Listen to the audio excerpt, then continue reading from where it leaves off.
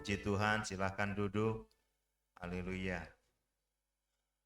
Ya, salam sejahtera dalam kasih Tuhan Yesus Kristus. Kita kembali bertemu dalam ibadah di ibadah Pondok Daud ya, pertengahan minggu. Dan kasih Tuhan juga yang memampukan kita selalu dari waktu ke waktu dalam pelayanan kita, dalam hidup kita. Malam ini saya mengangkat satu pemberitaan lewat firman Tuhan yang terdapat di dalam Filipi 4.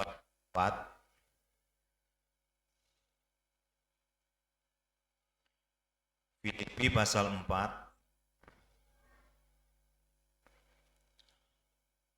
ayatnya yang ke-8 dan ayat 9.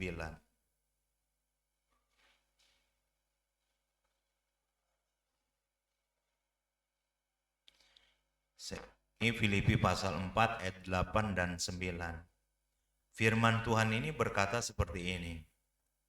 Jadi akhirnya saudara-saudara, semua yang benar, semua yang mulia, semua yang adil, semua yang suci, semua yang manis, semua yang sedap didengar, semua yang kebajik dan patut dipuji, pikirkanlah semuanya itu.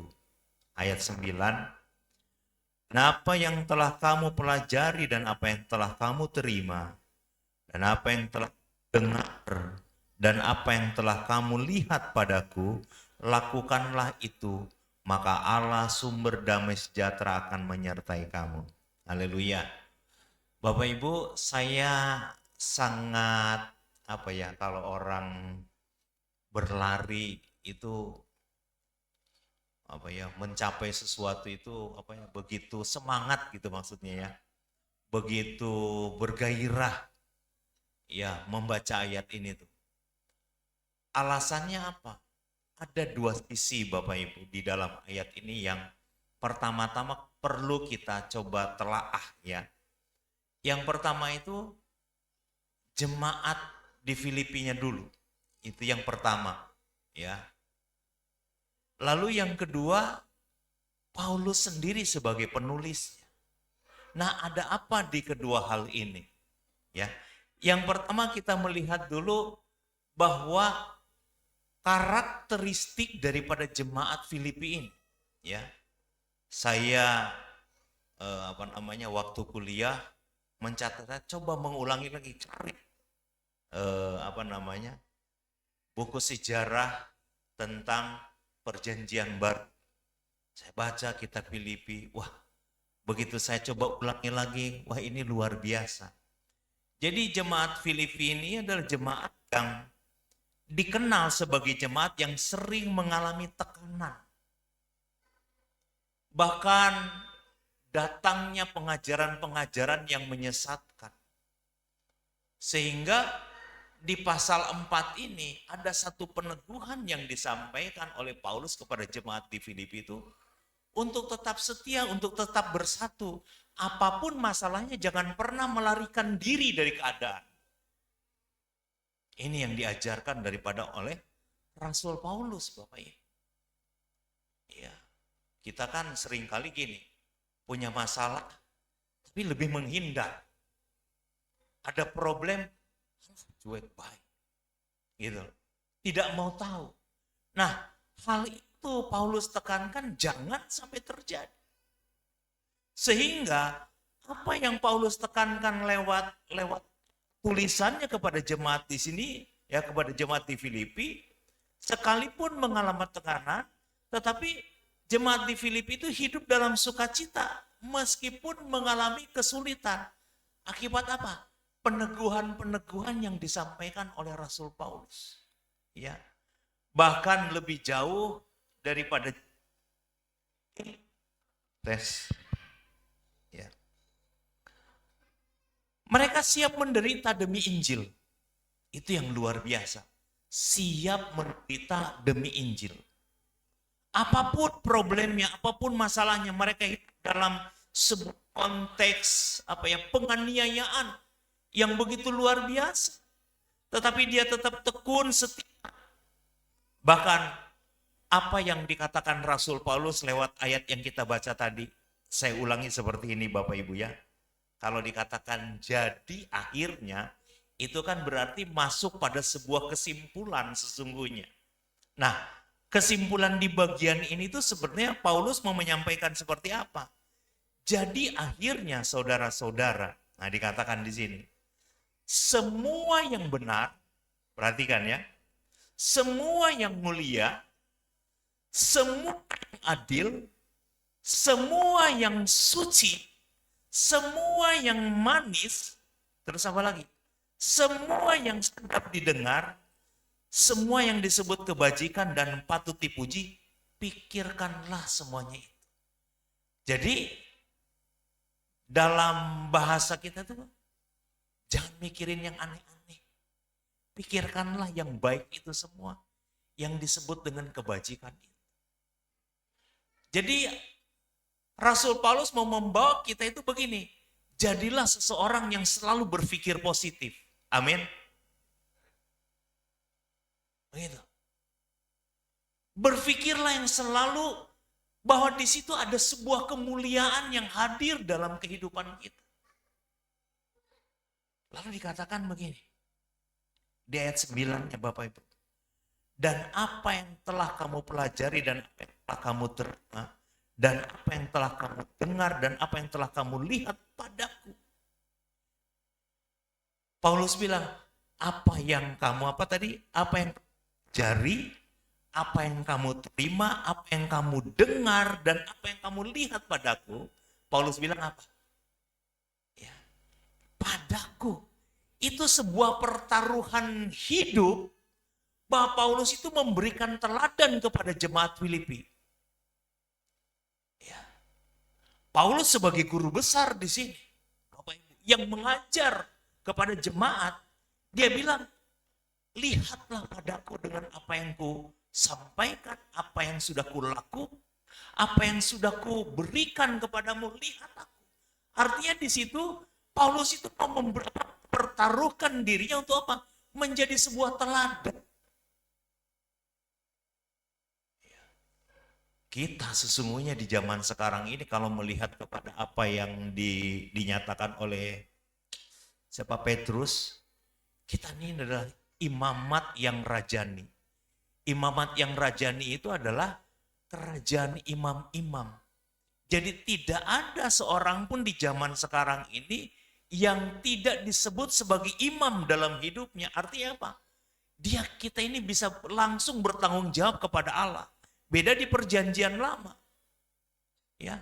Setiap orang punya urusan dengan mau menghadap Tuhan lewat imam. Tapi sekarang ini kita pribadi bisa langsung datang kepada Allah. Karena kita disebut sebagai imamat yang rajani. Umat kesayangan Tuhan. Nah, dua sisi ini. Jemaat dan juga Rasul Paulus. Lebih jauh ditekankan seperti ini. Rasul Paulus menulis pada jemaat di Filipi ini bukan dalam keadaan sedang baik-baik saja. Tapi posisinya Paulus sedang dipenjara. Bapak Ibu. Ya. Paulus itu posisinya sedang dipenjara. Tapi dia bisa berkata seperti ini. Ya, ini khotbahnya Pak Heri ya, waktu berapa 2 bulan lalu mungkin sebelumnya. Dikatakan begini. Ya, di ayat 7. Saya tukar mic dulu ya.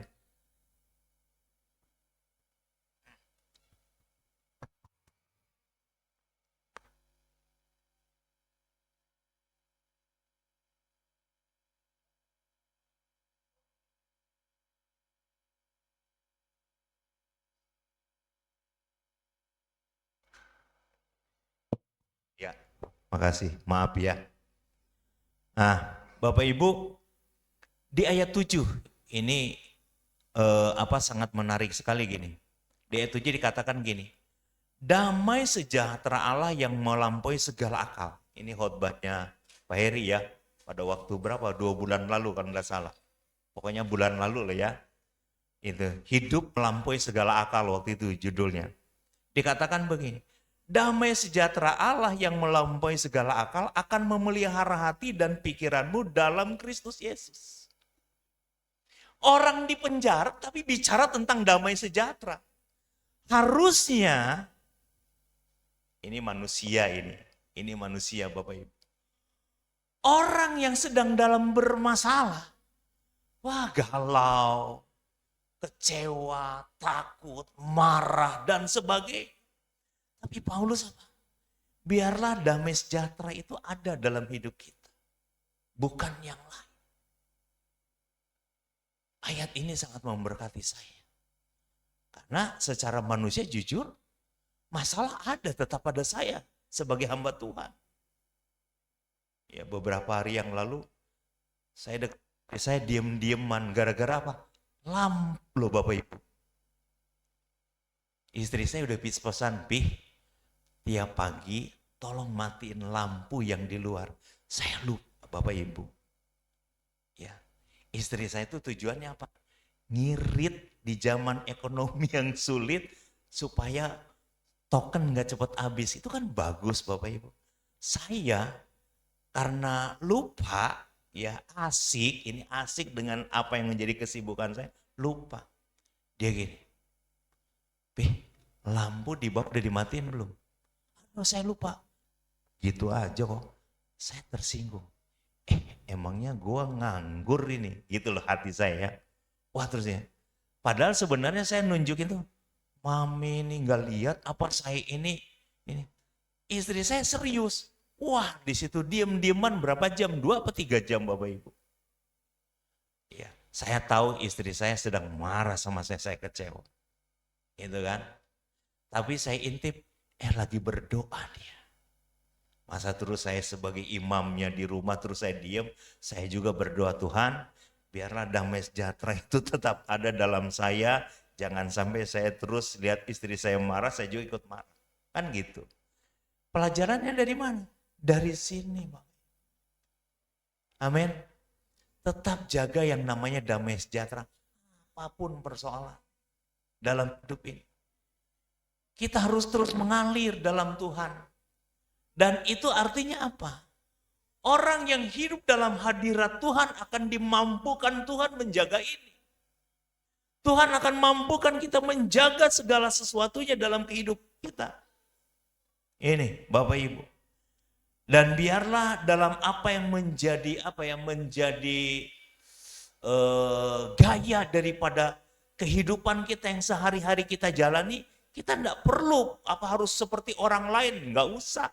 Jadilah seperti diri sendiri, tetapi ada yang harus dikerjakan yang sesuai dengan firman Tuhan. Jadi relnya itu, jalurnya itu tetap adalah bagaimana seperti apa yang firman Tuhan mau buat kita. Ya, itu seperti yang Tuhan mau. Nah, sebenarnya kalau kita mau tarik judul daripada renungan ini apa? Kalau mungkin kita mau tarik Bapak Ibu, ya. Sebenarnya ya bisa aja mungkin gini loh. Pikiran rohani versus pikiran dunia. Nah, gitu kan? Ya, karena seperti contoh tadi Paulus. Dalam masalah ya. Biasanya orang tuh dalam kegalauan, dalam kemarahan, dalam emosi, tapi Paulus justru bawa kepada sebuah pemikiran yang rohani. Kan gitu. Versusnya Bapak Ibu. Pelawannya. Atau juga bisa kita bawa kepada satu tema bahwa berbicara tentang sebuah fokus pikiran itu pada yang baik. Fokus pikiran pada yang baik. Sehingga segala sesuatu kita tidak hanya melihat hal-hal yang negatif. Ada satu pepatah begini. Apa yang engkau cari, kalimatnya saya mau temukan dulu ini kalimatnya ya. Ada nggak ya dalam tulisan saya ini?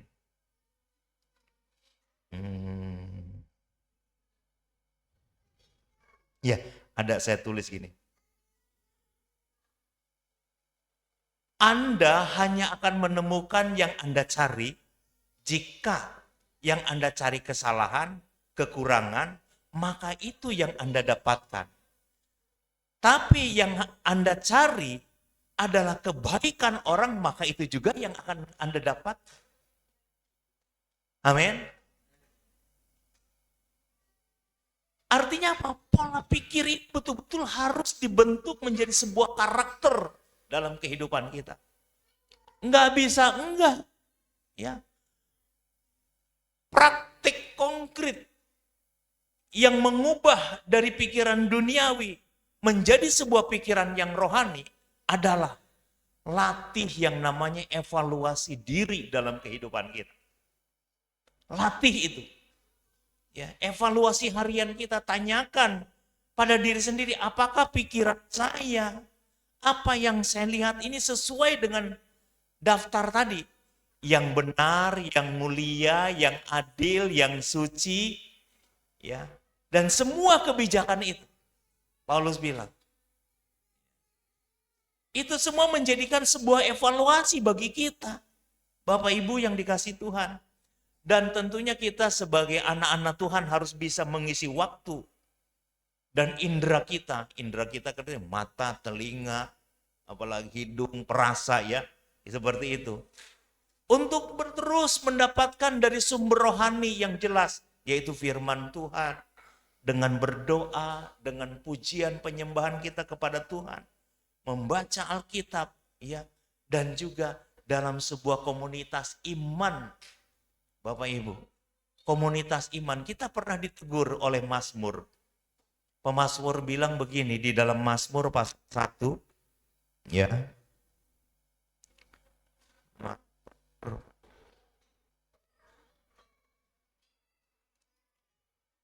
Mazmur 1 bilang begini, berbahagialah orang yang tidak berjalan menurut nasihat orang fasik, yang tidak berdiri jalan orang berdosa, dan yang tidak duduk dalam kumpulan pencemooh. Tetapi yang kesukaannya adalah Taurat Tuhan, dan yang merenungkan Taurat itu siang dan malam. Jadi kita perlu mencari sebuah komunitas yang benar, yang akhirnya saling mendukung, yang saling menasehati, yang saling menguatkan di dalamnya. Tapi ketika kita bertemu dengan orang-orang yang, saya pernah mengkonseling orang mau cerai, Bapak Ibu. Ya, yang laki-laki bilang, Pak Dani, saya mau tanya ke Pak Dani, bercerai boleh nggak? Nggak boleh, saya bilang. Aduh, Pak, istri saya tuh begini, dia beberkan semua kekurangannya. Di lain waktu, yang perempuan juga datang kepada saya. Pak, saya udah nggak mungkin mempertahankan rumah tangga ini. Kenapa? Karena suami saya main judi, suami saya main perempuan, suami saya, wah, dia tuliskan sederet kesalahannya. Saya bilang, itu tetap kamu tidak boleh bercerai, apapun keadaannya. Wah, dia kecewa dengan jawaban saya. Lalu dia cari lagi orang yang akhirnya bisa mendukung dia. Suaminya datang kepada saya, Pak, saya pernah ditusuk dada saya. Untung saya menghindar dan akhirnya nggak jadi, hanya masuk sedikit saja di dada saya. Suaminya bilang. Lalu akhirnya, masa iya sih Pak Dani, saya nggak boleh cerai, sudah punya istri yang seperti ini. Saya bilang tetap tidak. Kamu harus maafkan dia, harus bangun komunikasi dia dan sebagainya ya. Saya sangat menjaga jangan sampai keluar dari mulut saya, ya kalau begitu terserah kamu. Nah itu namanya saya mengizinkan Bapak Ibu. Lalu akhirnya dia ketemu seseorang, saya nggak tahu siapa, dia balik, Pak, akhirnya saya mengerti. Dia sebut namanya, dia bilang saya mengerti. Ternyata orang yang selama ini di samping saya itu bukan jodoh saya. Loh, kok bisa begitu? Saya bilang, iya, karena si ini bilang jodoh yang baik itu nggak seperti itu. Wah, itu cukup buat saya jadi alasan untuk saya tinggalkan dia. Artinya apa Bapak dari cerita ini? Kalau kita cari pendukung ya seperti itu. Tapi kalau kita cari penasehat nggak akan seperti itu. Bisa paham ya? Gitu. Bisa paham? Kalau kita hanya cari pendukung, ya banyak pendukung yang gak benar. Itu yang saya maksud komunitas yang baik. Tapi kalau komunitasnya nggak benar, ketemu orang yang nggak benar, ya jadinya seperti yang pemazmur katakan seperti ini. Bapak Ibu, tidak ada di dalam Tuhan segala sesuatu terus tidak bisa diperbaiki. Ada satu sekolah di Semarang namanya SMK Bagimu Negeriku. SMK itu hanya menerima 2 persyaratan, Bapak, persyaratan penting. Nilai nggak terlalu penting. Berkas oke, tetapi 2 persyaratan penting buat mereka. Yang pertama ini, mau belajar dan tidak mampu diterima di sekolah ini. Ya, ketua yayasannya teman saya. Sekolahnya sangat berkualitas, bagus sekali. Lalu saya bilang gini, Pak, sayang sekolah ini begitu berkualitas, tetapi kalau yang diterima ternyata anaknya sendiri nggak mampu untuk belajar. Ya mungkin tanda kutip agak sedikit bodoh, kan ngedidiknya susah. Dia bilang, Pak, standar kami Alkitab. Tidak ada orang bodoh lalu kalau belajar tidak jadi pintar. Wah, saya terpukul di situ. Tidak ada orang yang tidak tahu kalau belajar terus tidak mengerti selamanya. Pasti dia akan mengerti. Karena firman Tuhan ini adalah hikmat Allah. Saya akhirnya dari situ, yes, saya tahu bahwa tujuan Allah ternyata mau mengubah seseorang itu. Kalau orang itu mau berserah kepada Tuhan, tidak ada yang mustahil seperti lagu tadi. Amin. Tidak ada yang mustahil, Bapak. Semua bisa dikerjakan. Itu sebabnya dalam hal ini Tuhan juga menghendaki seperti ini. Kolose pasal 3 ayat 2. Coba. Apa yang dikatakan Kolose 3 ayat 2 ini? Ayatnya pendek. Pikirkanlah perkara yang di atas, bukan yang di dunia. Jadi sederhana sekali. Ini masih tulisan Rasul Paulus, Bapak. Ini masih tulisan Rasul Paulus. Dan ini sungguh sangat menjadikan bahwa kehidupan kita kalau kita berpikir secara baik, maka di dalamnya peneguhan Tuhan akan terus terjadi kepada kita. Ya. Jadi kita sudah belajar ya 2 sisi tadi. Pertama, jemaat di Filipi yang kondisinya hidup penuh dengan tekanan, banyak pengajaran-pengajaran yang mengombang-ambingkan mereka, tetapi mereka akhirnya tetap teguh. Karena apa? Ada sisi yang lain. Paulus sebagai penasehatnya, dia memberikan contoh. Memberi contohnya begini, mempertaruhkan hidupnya bagi jemaat di Filipi sebagai sebuah contoh yang baik dan benar. Dan bagi kita Rasul Paulus itu adalah apa? Sebagai rasul yang memberikan segala kehidupannya untuk apa? Membangkitkan, menguatkan kita secara rohani, meneguhkan kita, dan yang membawa kita untuk mengalami perjumpaan dengan Allah. Amin. Jadi apa yang Tuhan mau lewat kita semua? Kolose 3 ini, ayat 2, meminta setiap kita untuk memusatkan pikiran kita kepada perkara yang di atas. Bukan kepada yang lain. Bukan kepada apa yang ada di dunia. Jadi kalau disimpulkan, ini berbicara tentang orientasi pikiran rohani. Sebuah orientasi dari sebuah pikiran rohani. Ya. Rasul Paulus juga menulis di dalam kitab Roma. Ya. Kalau tidak salah di pasal 12 itulah. Ya. Berubahlah oleh pembaharuan budimu. Ya. Coba Roma 12 ayat 2 tolong ditampilkan.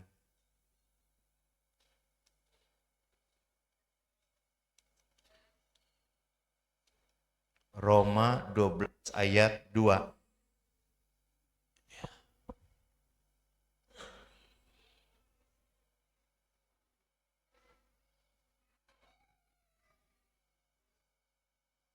Susah ayat ini. Janganlah kamu menjadi serupa dengan dunia ini, tetapi berubahlah oleh pembaharuan budimu, sehingga kamu dapat membedakan manakah kehendak Allah atau yang bukan. Nah, kehendak Allah itu apa? Apa yang baik, yang berkenan kepada Allah, dan yang sempurna. Jadi tujuannya adalah apa? Segala sesuatu itu adalah untuk memperbaiki segala keadaan. Bahkan hidup kita, Bapak Ibu yang dikasih Tuhan. Adalah keadaan itu bicara juga tentang hidup kita. Jadi kalau kita mau mereview apa yang terjadi dalam kehidupan kita, ya, ini sungguh dari hari ke hari sebenarnya Tuhan mau, ya, pikiran Allah itu mau ada pada kita supaya kita tetap kuat teguh di dalam Tuhan, ya. Setelah Adam dan Hawa itu jatuh dalam dosa, hidup kita ini seperti sebuah pertarungan, ya. Pertarungan antara yang rohani dan duniawi. Itu hidup kita, Bapak Ibu. Ya. Salah satunya apa? Yang cukup berpengaruh, yaitu tadi. Hal yang rohani dengan hal yang duniawi itu selalu. Dan selama firman diberitakan, peperangan rohani masih terus terjadi dalam kehidupan kita. Dan Tuhan tahu, satu-satunya penyelesaian dalam kehidupan kita adalah kita datang kepada Tuhan. Karena Alkitab katakan, aku yang ada di depan kamu, aku yang akan membela kamu, aku yang akan berperang untuk kamu. Amin. Tuhan Yesus berkati kita semuanya. Haleluya. Mari kita naikkan satu pujian.